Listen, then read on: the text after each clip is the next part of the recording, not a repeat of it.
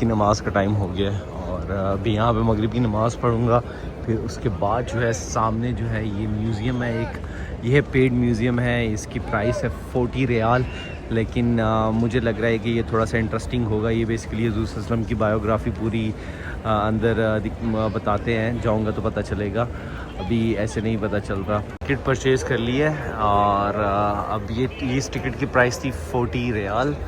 اور اب یہ ہے کہ اس ٹائم جو ہے مغرب کی نماز ابھی ہوئی ہے, تو مغرب کے بعد یہاں پہ اردو میں جو ہے مل رہی تھی ٹرانسلیشن, اور جو عشاء ہے عشاء کے بعد آپ کو انگلش میں ٹرانسلیشن مل جائے گی. تو جون سا بھی آپ چوز کرنا چاہتے ہیں وہ آپ کر سکتے ہیں. رائٹ ناؤ مجھے جو ہے مغرب کے بعد ہی جانا تھا, ٹائم ویسٹ نہیں کرنا تھا. یہاں سے اس کی انٹرنس ہے, باقی جو ہے باہر بھی کچھ تھوڑا بہت سیمپل انہوں نے شو کیا ہوا ہے. اور لیٹس سی کے اندر کیسا انوائرمنٹ ہوتا ہے. ابھی جو میرا ٹائم ہے وہ ہے 6:15 اور ابھی 6:11 ہو رہے ہیں, تو 3-4 منٹ ہی ہے بس, مجھے تھوڑا سا ویٹ کرنا ہے.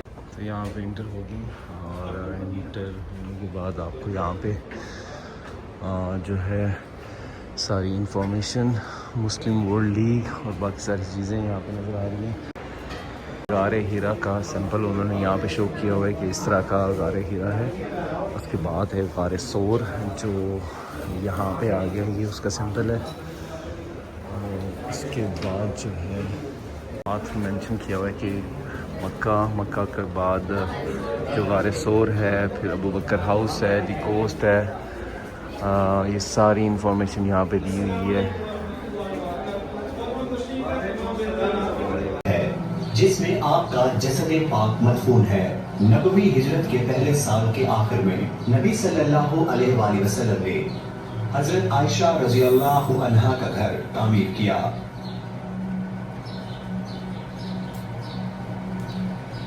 رہائش کا اور حجرہ یعنی صحن ہے, اور حجرہ یہ گھر کے سامنے کھلا صحن ہے, اور اس کا رقبہ تقریباً 4x5 میٹر ہے, اور اس کے 2 دروازے تھے. ایک شمالی جانب کا دروازہ, اور یہ وہ دروازہ ہے جس سے آپ صلی اللہ علیہ وآلہ وسلم حالت اعتکاف میں اپنا سر مبارک حضرت عائشہ رضی اللہ عنہا کے لیے نکالتے تاکہ وہ آپ کے بالوں کو کنگھی کر دیں, سوار دیں اور خوشبو لگا دیں. جہاں تک حجرہ شریف کے صحن سے موجود اشیاء کا تعلق ہے تو اس میں آگ جلانے کے لیے ایک چولہا تھا اور کچھ دیگر اشیاء جیسے سفری بستر, زین یا لکڑی. جہاں تک اس ڈھکے ہوئے حصے کا تعلق ہے, یہ وہ جگہ ہے جو رہائش اور رات گزارنے کے لیے مختص کی گئی تھی, اور یہ ایک معمولی سا کمرہ تھا جس کا رقبہ تقریباً 5x6 میٹر اور اس کی چھت کی اونچائی تقریباً 2.5 میٹر تھی. گھر کی دیواروں کی بنیاد پتھروں سے بنی ہوئی تھی. رہائش گاہ ہے, یہ بانس سے بنی ہوئی چارپائی اور وہ کھجور کے درخت کی چھال سے بھرا ہوا تکیا اور ایک لحاف ہے, اور یہ ایک شیلف ہے جس کے اوپر تھوڑے سے جو پڑے ہوئے ہیں, اور یہ ایک لٹکا ہوا مشکیزہ ہے, اس میں تھوڑا سا پانی ہے. اور اگر ہم نبوی گھر سے نکل کر لکڑی کی سیڑھی پر چڑھیں تو گھر کی چھت پر کونے میں ایک چھوٹا سا کمرہ ملے گا جسے مشربہ کہا جاتا ہے. اے اہل ایمان, یہاں اس حجرے شریف میں رسول اللہ صلی اللہ علیہ وآلہ وسلم حضرت عائشہ رضی اللہ عنہا کے ساتھ رہتے تھے, جو کہ آپ صلی اللہ علیہ وآلہ وسلم کو لوگوں میں سب سے زیادہ محبوب تھیں, اور آپ صلی اللہ علیہ وآلہ وسلم نے ان کے ساتھ پیار سے بھری پاکیزہ, روشن, اچھی صحبت والی خوبصورت زندگی گزاری. یہاں وہ ہستی رہتی تھی جس نے اپنے پیغام سے پوری دنیا کو روشن کیا. آپ صلی اللہ علیہ وآلہ وسلم نے وفات پائی اور سیدہ عائشہ رضی اللہ عنہا کے سینے پر اپنا سر مبارک رکھ کر پاکیزہ سانسیں لیں, اور آپ اس گھر میں دفن ہوئے, اور حضرت عائشہ رضی اللہ عنہا کسی گھر میں ٹھہری رہی. پھر 3 سال سے بھی کم عرصے کے بعد ان کے والد حضرت ابو بکر صدیق کا انتقال ہو گیا, اور ان کے ساتھی نبی صلی اللہ علیہ وآلہ وسلم کے پاس دفن کیا گیا. حضرت عائشہ رضی اللہ عنہا نے اسی عظیم گھر میں باقی زندگی گزاری, اور انہوں نے قبروں پر ایک پردہ ڈال دیا.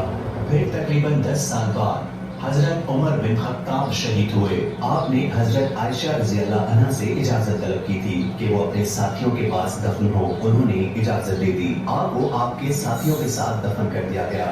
حضرت عائشہ رضی اللہ عنہا نے اس جگہ کو اپنے گھر کے باقی حصے سے الگ کرتے ہوئے ایک دیوار بنا لی اور اس جگہ ایک کمرہ اپنی نماز اور عبادت کے لیے بنا لیا۔ آپ رضی اللہ عنہا کسی چھوٹے سے حصے میں رہیں جسے آپ نے اپنی پوری زندگی علم، تعلیم، تدریس اور پرورش کے لیے کھولے رکھا، کیونکہ پوری دنیا سے مسلمان ام المومنین حضرت عائشہ رضی اللہ عنہا کو سلام کرنے اور ان سے علم حاصل کرنے آتے اور وفات تک ان کا یہی طرز عمل رہا۔ پھر انہیں البقیع قبرستان میں دفن کیا گیا اور اس گھر کو مضبوطی سے بند کر دیا گیا اور ہجری کے 88ویں سال تک ایسا ہی رہا۔ اور الولید بن عبد الملک رحمۃ اللہ علیہ کے دور خلافت میں عمر بن عبد العزیز رحمۃ اللہ علیہ نے ان کے حکم سے حجرہ شریف کو دوبارہ مضبوط تعمیر کیا تاکہ آپ صلی اللہ علیہ وآلہ وسلم کی قبر شریف کو محفوظ بنایا جا سکے،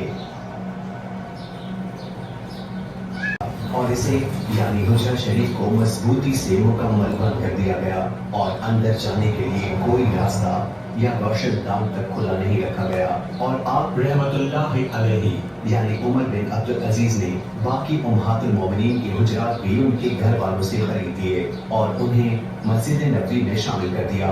پھر آپ رحمت اللہ علیہ نے قبروں کو مسجد سے الگ کرنے کے لیے مضبوط سیاہ پتھروں کی 5 رخی دیوار بنائی تاکہ لوگ قبروں کی طرف منہ کر کے نماز نہ پڑھیں۔ پھر سال گزرتے گئے اور مسلمانوں کے خلفائے راشدین اور ان کے حکمرانوں رحمہ اللہ نے حجرہ شریف اور اس کی دیکھ بھال اور اس کے تعمیری امور کا خاص اہتمام کیا، اور بے شک زائر اور قبر مبارک کے درمیان تانبے کی جالی والی دیوار،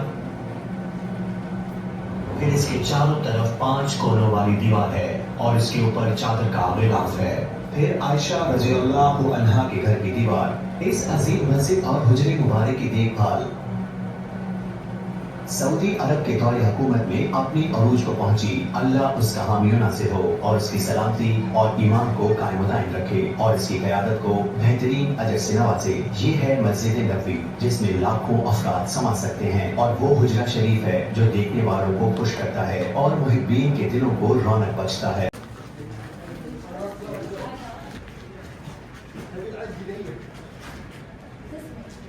مسجد نبوی کا جو جگہ ہے اس کا ماڈل بنا ہوا ہے، یہ حضور صلی اللہ علیہ وسلم کا ممبر کا ماڈل بنایا ہوا ہے انہوں نے، اور یہاں پہ یہ وہ جو کھجور کا درخت تھا جس کو حضور صلی اللہ علیہ وسلم نے پہلے اس کے ساتھ یہاں پہ نماز پڑھتے تھے، مطلب یہ اس کا ماڈل بنا ہوا ہے۔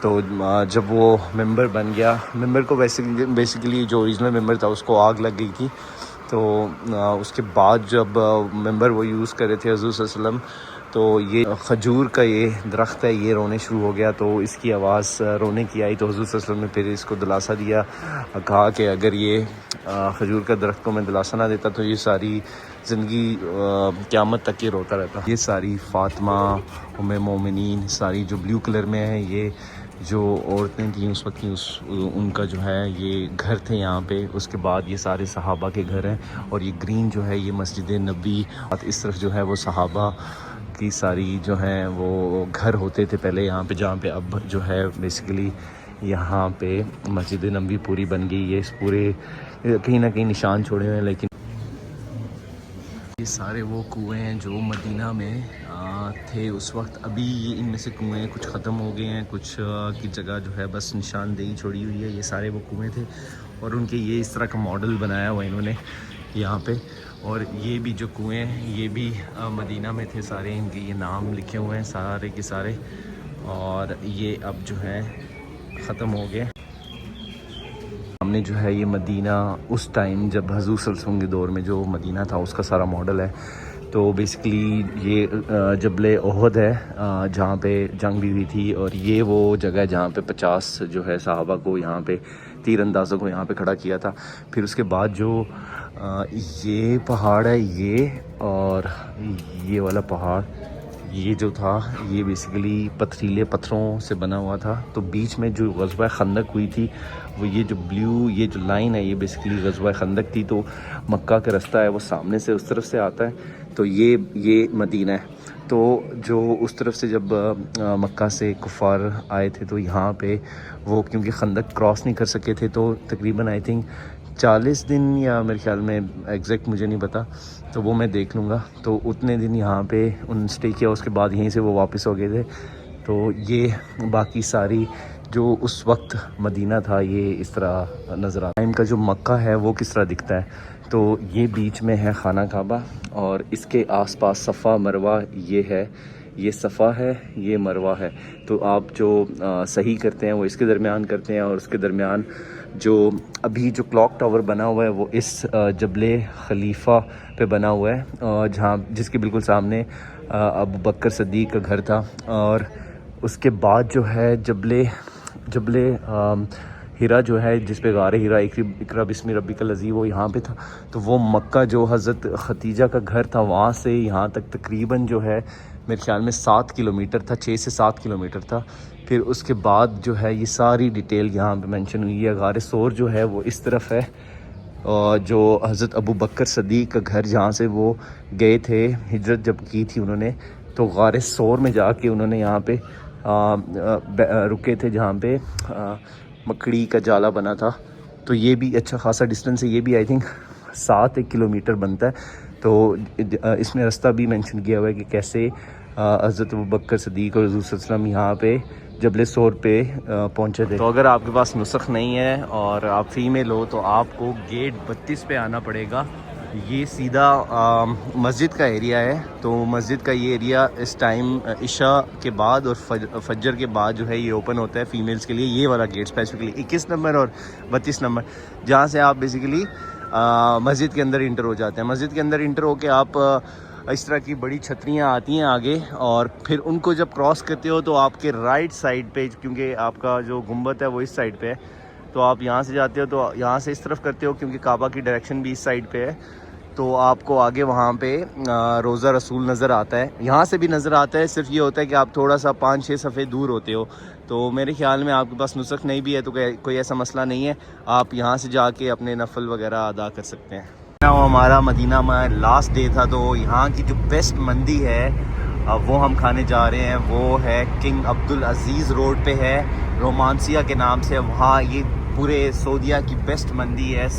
جس سے بھی پوچھو تو وہ یہی کہے گا آپ کو کہ یہاں اس کو مسٹ ٹرائی کرنا چاہیے. ایکسپینسو ہوتی ہے لیکن آج ہمارا لاسٹ ڈے ہے مدینہ میں، تو میں سوچ رہا ہوں کہ آج اس کو ٹرائی کر ہی لیتے ہیں. ہم پہنچ گئے ہیں کنگ عبدالعزیز روڈ، اور بس یہاں پاس ہی کہیں پہ ہے رومانسیہ. پیٹرول کی پرائس چل رہی ہے یہاں پہ سعودیہ میں 1 لیٹر کی، وہ 2.18 ریال ہے. اور اگر آپ چائے پیتے ہیں تو چائے جو ہے وہ 3 ریال کی ملتی ہے، تو چائے سے کم ہے. یہ اب ہم رومانسیہ پہنچتے ہیں، یہ سامنے ہے رومانسیہ، اور یہ یہاں کی بیسٹ مندی ہے سعودیہ کی. اگر آپ بیسٹ مندی کھانا چاہتے ہیں تو آپ کو یہاں پہ رومانسیہ آنا پڑے گا. تو ابھی میں رومانسیہ آ گیا ہوں. یہ مدینہ کیا پورے سعودی عربیہ کی بیسٹ مندی یہاں پہ ملتی ہے، کنافہ ملتا ہے. اور یہاں پہ ہم آئے ہیں تو یہ اس کی انٹرنس ہے، یہاں سے فیملی ہال. ہم آ گئے ہیں یہاں پہ رومانسیہ کے انٹرنس پوائنٹ پہ چیک کرتے ہیں کہ کیا کیا چیزیں ہیں. بہت بڑی جگہ انہوں نے بنائی ہے بیٹھنے کی. اس طرف بھی بہت بڑی ان کی سیٹنگ ہے یہاں پہ. ایسے آپ بیٹھ، کون سا روم نمبر 134.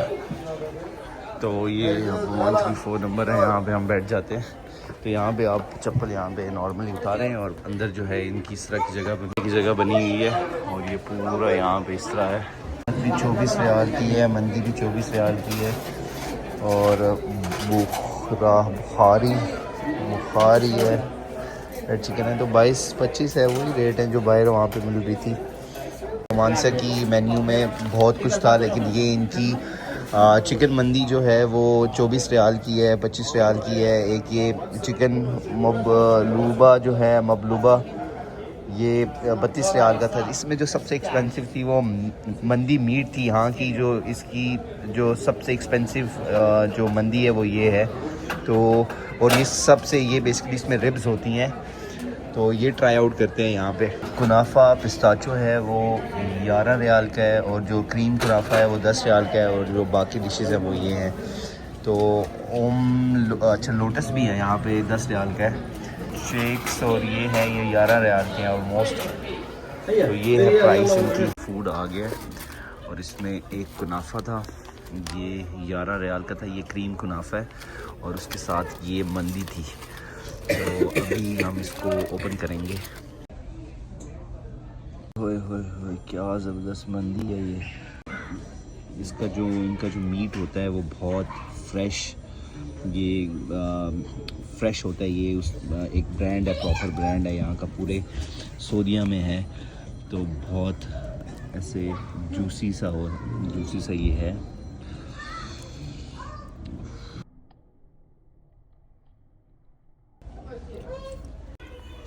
بس اب ہم واپس مدینہ جا رہے ہیں, ہوٹل کے پاس. ابھی بھی مدینہ ہی ہے لیکن حرم مسجد نبوی کے پاس جا رہے ہیں, ہوٹل جہاں پہ ہے ہمارا. اور انشاءاللہ کل صبح پھر ہماری جو ہے یہاں سے جو بس نکلے گی وہ تقریباً 2 بجے ہماری بس نکلے گی جمعہ نماز پڑھنے کے بعد.